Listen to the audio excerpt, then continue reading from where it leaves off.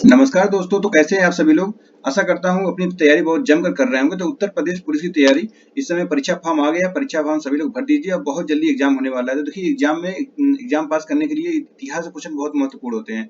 तो हम लोग ऐसे क्वेश्चन लेकर आए हैं जो कि बार बार परीक्षा में पूछे जाते हैं, जो कि इसमें इतिहास से क्वेश्चन बहुत सारे पूछे जाएंगे और ऐसे ही बहुत सारे सेशन हम लोग लेकर आया जाएगा। तो आप लोग लगातार हम लोग के साथ बने रहिए। और इतिहास के अलावा जितने भी सिलेबस में है, पॉलिटी, हिस्ट्री, जियोग्राफी, इकोनॉमी, जितने भी क्वेश्चन आएंगे हम लोग सब वन लाइनर क्वेश्चन टाइप के लेके आएंगे। ठीक है, तो बहुत सारे क्वेश्चन इसी ऐसे सेशन से पूछे जाएंगे, फंसेंगे। ठीक है, तो लगातार आप लोग पढ़ते रहिए। अगर हमारे चैनल पर नए आए हैं तो पीआर नॉलेज रिसर्च सेंटर हमारे चैनल का नाम है, इसको ज्वाइन करिए। मेरा नाम है रोशन। तो चलिए हम लोग शुरू करते हैं। यहाँ पर देखिए, एक क्वेश्चन है, हड़प्पा सभ्यता किस युग की है। तो यह कांस्य युग की है। हड़प्पा सभ्यता की खोज किस वर्ष हुई थी। तो यह हुई थी 1921 में। ठीक है, अब बताइए इसकी खोज किसने किया था। तो इसका खोज दयाराम साहनी ने किया था। यहाँ पे लिखा नहीं है, आप लोग को अभी आगे दिखाया जाएगा। नेक्स्ट क्वेश्चन है, हड़प्पा निवासी किस प्रमुख धातु से अपरिचित थे। तो ये लोहा से, लोहा नहीं जानते थे। कांस्य युग इसको कहा जाता है। ठीक है, तांबा भी जानते थे।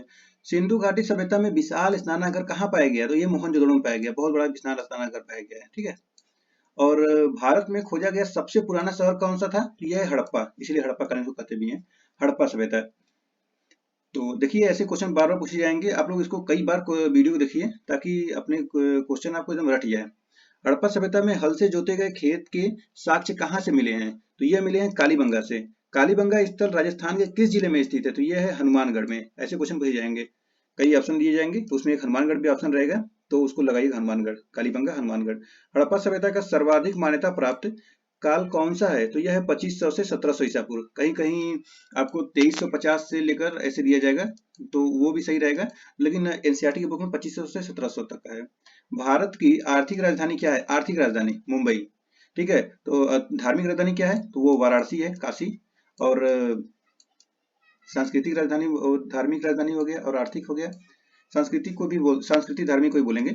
और मेन राजधानी कौन सा है। तो वो नई दिल्ली है। जैन धर्म के प्राचीन आगम ग्रंथों की भाषा थी। तो यह है प्राकृत।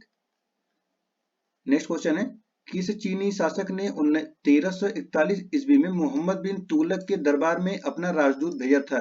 तो यह था तोगन तिमूर। नेक्स्ट क्वेश्चन है, मयूर सिंहासन किसने बनवाया था। तो ये बनवाया था शाहजहां ने। उसी में कोहिनूर हीरा लगा हुआ था। ठीक है, शाहजहां की बेगम का क्या नाम था। ये तो बहुत ही फेमस नाम है, सबको पता होगा, मुमताज। मयूर सिंहासन को बनाने वाले कलाकार का क्या नाम था। तो यह है बादल खां। दिल्ली के सुल्तानों में ऐसा कौन था जिसने योग्यता के आधार पर पद देना प्रारंभ किया। तो यह है मोहम्मद बिन तुगलक, इसको एमबीटी बोलते हैं। ठीक है, और जब एमबीटी की मतलब मोहम्मद बिन तुगलक की मृत्यु हुई थी, तब उसमें से एक लेखक ने कहा था, चलो अच्छा हुआ कि राजा को जनता से, जनता को राजा से मुक्ति मिल गई। जो काम कर रहा था सब सब में असफल हो रहा था, लेकिन बहुत ज्ञानी था, पढ़ा लिखा था बहुत ज्यादा। चलिए नेक्स्ट क्वेश्चन है, मोहम्मद बिन तुगलक ने अपनी राजधानी कहाँ स्थानांतरित की थी। तो ये दौलताबाद किया था। मोहम्मद बिन तुगलक के दरबार में किसने 17 साल गुजारे। तो ये बर्नी ने गुजारे थे। कृषि के विकास के लिए मोहम्मद बिन तुगलक ने किस विभाग की स्थापना की। तो दीवान एक कोही। देखिए, कृषि विभाग के लिए दीवान एक कोही पूछेगा, दीवान एक कोही की स्थापना किसने किया था। तो ये मोहम्मद बिन तुगलक, और कृषि के लिए किया गया था। किस कैसे भी क्वेश्चन घुमा के पूछ लेगा, लेकिन आप लोग को याद कर लेना है। नेक्स्ट क्वेश्चन है, मोहम्मद बिन तुगलक ने किसे चीन के शासक तोगन तिमूर के दरबार में अपना राजदूत बनाकर भेजा। तो यह इब्न बतूता। मोहम्मद बिन तुगलक को मानसिक रूप से विक्षिप्त किसने माना। तो यह ब्रिटिश इतिहासकार एल्फ हिंटन्स। ठीक है, तो देखिए, आप हमारे वीडियो को देख रहे हैं तो प्लीज आप बताइएगा कि कमेंट करके कि आपको ये वीडियो कैसा लग रहा है। देखिए, आपके कमेंट और आपके लाइक से हम लोग और मोटिवेट होते हैं और समझ में आता है कि हाँ, आपको वीडियो कैसा लग रहा है, तो उसी आधार पर हम लोग वीडियो और बनाते हैं आगे। ठीक है, तो अपना फीडबैक दिया करिए प्लीज। महावीर ने जैन धर्म के सिद्धांतों में कौन सा सिद्धांत जोड़ा था। तो यह है ब्रह्मचर्य। महावीर के निर्वाण के बाद जैन संघ का अगला अध्यक्ष कौन हुआ। तो यह है सुधर्मन।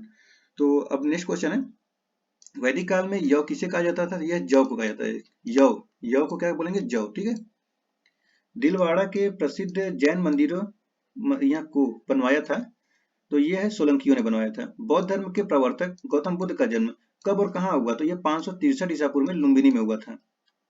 अगला क्वेश्चन है, शाक्य राजवंश के किस राजकुमार ने महान धर्म की स्थापना की। तो यह सिद्धार्थ। आर्यों का प्रारंभिक जीवन निर्भर था। तो यह पशुचरण पर। चित्तित धूसर मृदभांड का संबंध किस काल से है? तो यह है वैदिक सभ्यता से। कनिष्क बौद्ध धर्म की किस शाखा का अनुयायी था जिसका प्रसार उसने मध्य एशिया व सुदूर पूर्व में किया? तो यह महायान। नेक्स्ट है, कला की मथुरा शैली में मूर्तियों का निर्माण हुआ? तो यह रेड सैंड स्टोन से। ओके, अगला क्वेश्चन है, राज्यवर्धन की मृत्यु के पश्चात हर्षवर्धन सिंहासन पर आसीन हुआ? 606 ईसा पूर्व में हुआ था। हर्ष महाराष्ट्र के किस शासक को पराजित नहीं कर सका? तो यह है पुलकेशिन द्वितीय। बुद्ध ने अपना प्रथम उपदेश कहाँ दिया? तो यह सारनाथ में दिया था। ऋग्वेद काल में आर्य लोगों का मुख्य व्यवसाय? तो यह खेती करना था। किस वेद में प्राचीन वैदिक युग की संस्कृति के बारे में सूचना दी गई? तो यह है ऋग्वेद। अगला क्वेश्चन है, ऋषभ देव का उल्लेख किसमें मिलता है? तो यह ऋग्वेद में मिलता है। विष्णु का सर्वप्रथम उल्लेख हुआ? तो यह ऋग्वेद में। ऋग्वेद में वड़ी सभ्यता? तो यह सैनिक कुलीन तंत्र। अगला क्वेश्चन है, किसके शासन में 1398 ईस्वी में तैमूर ने दिल्ली पर आक्रमण किया? तो यह है नसरुद्दीन महमूद तुगलक। नेक्स्ट है, निजामुद्दीन औलिया किस तुगलक से समकालीन थे? किस तुगलक के समकालीन? तो यह है गयासुद्दीन तुगलक के। सारनाथ स्तंभ का निर्माण किसने करवाया? तो यह अशोक ने करवाया था। अशोक के सारनाथ स्तंभ के निचले भाग पर कौन कौन से जानवर निरूपित है? देखिए जानवर पूछेंगे, ठीक है। तो हाथी, घोड़ा, सांड, सिंह, ये 4 याद कर लीजिए, बाकी इसमें से जो भी अलग रहेगा तो उसको गलत कर दीजिएगा। किसने सहिष्णुता, उदारता और करुणा के त्रिविध आधार पर राजवंश की स्थापना की थी? तो यह किया था अशोक ने।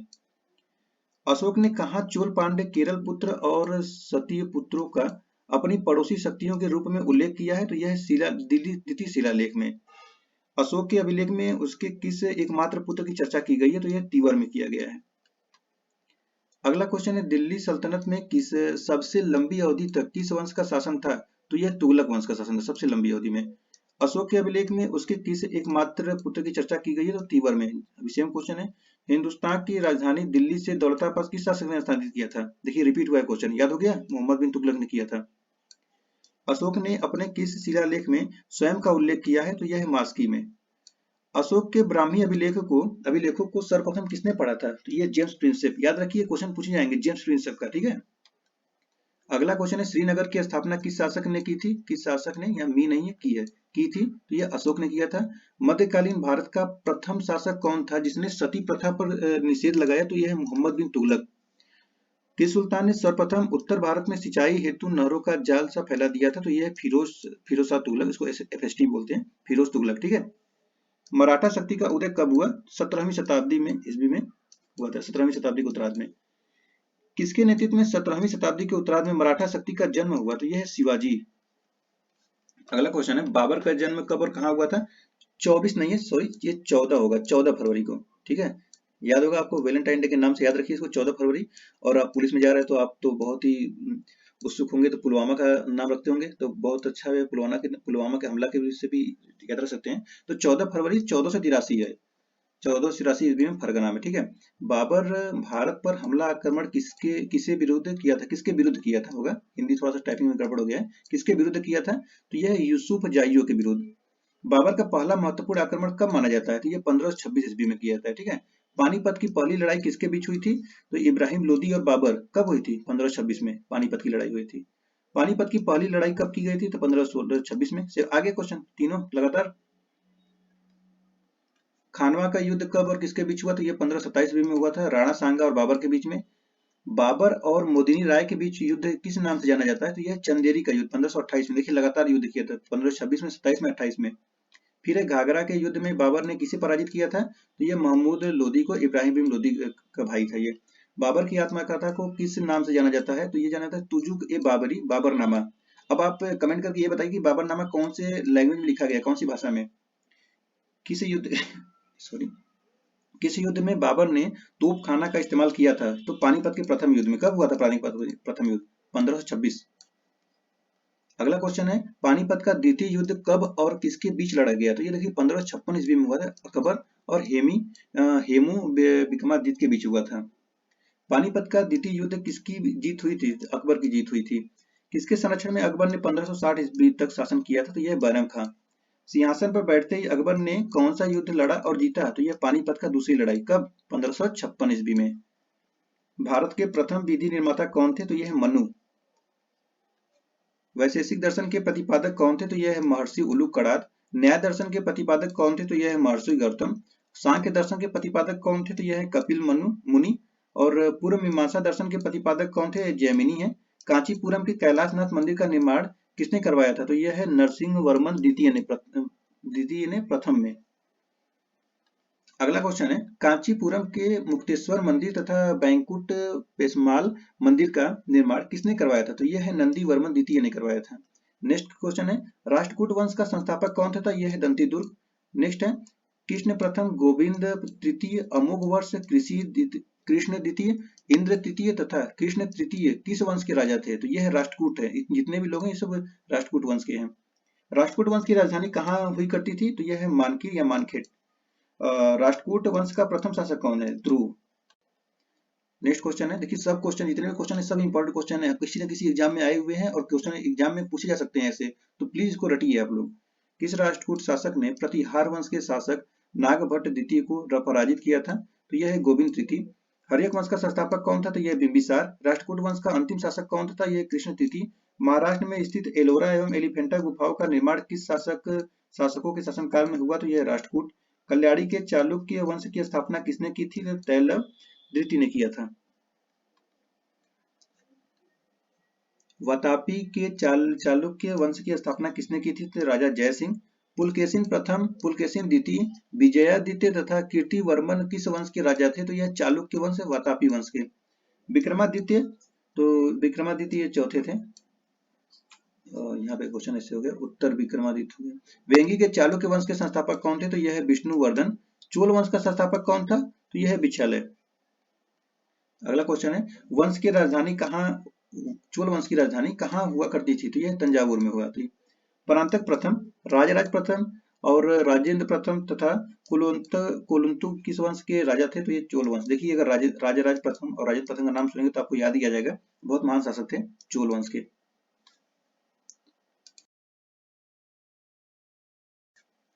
अगला क्वेश्चन है तंजौर का राजेश्वरम शिव मंदिर का निर्माण किसने करवाया था? तो ये राजराज प्रथम ने करवाया था। कौन से वंश से? चोल वंश से है। चोल काल में किसी विद्यालय के रखरखाव की भूमि को क्या कहा जाता था? तो यह शाला भोग कहा जाता था। चोल वंश का अंतिम राजा कौन था? तो यह है राजेंद्र तृतीय। चोल वंश की राजधानी कहाँ हुआ करती है? तो तंजावुर में। परांतक प्रथम, राजराज प्रथम, राजेंद्र प्रथम, ये चोल वंश है। तंजौर शिव क्वेश्चन आ गया। शिव मंदिर का निर्माण तो राजेंद्र प्रथम ने करवाया था। चोल काल में किस विद्यालय के रखरखाव भूमि का क्या कहा जाता है? तो ये शाला भोग कहा जाता है। और अंतिम राजा कौन था? तो राजेंद्र तृतीय था। ठीक है, तो देखिए ये हमारे चैनल पे पुलिस का तैयारी के लिए ये क्वेश्चन लाया गया था। और उसके अलावा अगर आप यूपीएससी की तैयारी करें तो उसका टेस्ट सीरीज चल रहा है हमारे चैनल पर। पीसीएस का टेस्ट सीरीज चल रहा है।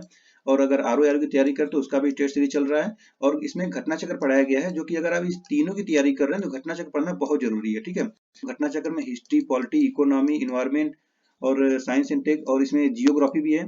तो अगर आप पढ़ना चाहें तो वो सारे सब्जेक्ट आप पढ़ सकते हैं और किताब खरीदने की जरूरत नहीं है, इसी पे सारे सब्जेक्ट कराया गया। ठीक है, और कंप्लीट एनसीईआरटी 6 से लेकर 12 तक का जितना भी है सब कराया गया हिंदी में, वो भी। ठीक है, इंग्लिश में आ जाएगा उपलब्ध होगा, यहाँ पे हिंदी में कराया गया है। और करंट अफेयर मंथली मैगजीन हम लोग विजन आईएएस की कराते हैं, तो अगर आप लोग इसका करना चाहते हैं तो कर सकते हैं। तो देखिए इसके बाद आप अपना फीडबैक जरूर दीजिए। देखिए आपको वीडियो जैसा भी लगे, वीडियो खराब लगे, अच्छा लगे, आपके मन में जो भी हो आप फीडबैक बता सकते हैं कि किस प्रकार की आपको वीडियो चाहिए और ये वीडियो कैसा लगा। और अगर आपके एग्जाम में कोई अगर ऐसे क्वेश्चन आए इस वीडियो से तो कमेंट करके प्लीज बताइएगा कि आपको आपके क्वेश्चन इसमें से आए हुए थे। ठीक है, चलिए तो आप सभी को बहुत बहुत धन्यवाद है जो आप हमारे चैनल पे आए हैं। तो हमारे चैनल पे आप आ गए हैं तो चैनल को सब्सक्राइब कर लीजिए। देखिए बहुत तो मेहनत करके ये सब कंटेंट लाया जाता है। ठीक है, तो फिर चलिए हम लोग फिर मिलते हैं नेक्स्ट वीडियो में। Thank you so much.